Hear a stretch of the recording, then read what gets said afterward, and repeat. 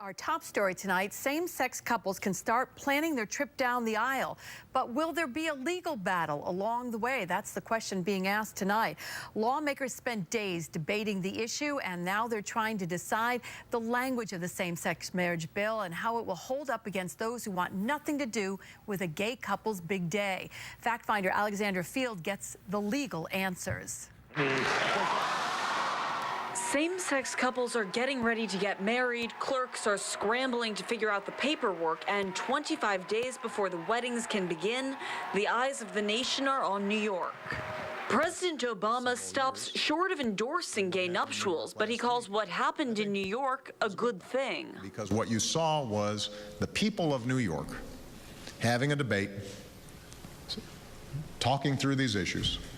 It was contentious, it was emotional, but ultimately, they made a decision to recognize civil marriages. Getting enough senators on board to legalize same-sex marriage was no easy feat for gay rights groups.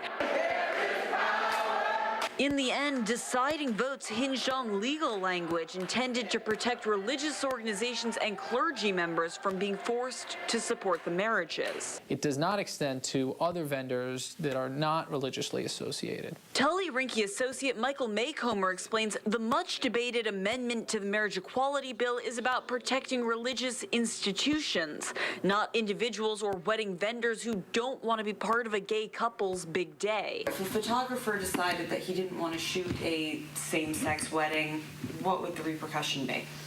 You know, at that point in time, you'd be stuck with a claim of discrimination, and with any kind of claim of discrimination, you'd have to try and find some evidence to prove what their motive was in denying, for instance, the photography, availability, or, if it was a hotel, access to their ballroom. As for vendors who want to make the point that it's against their religious beliefs to provide a service for a same-sex wedding, we may actually see some claims to that effect, and that's something for the court to decide. But with less than 4 weeks before the weddings begin, most couples are thinking about legal vows instead of legal battles. Alexandra Field, CBS 6 News.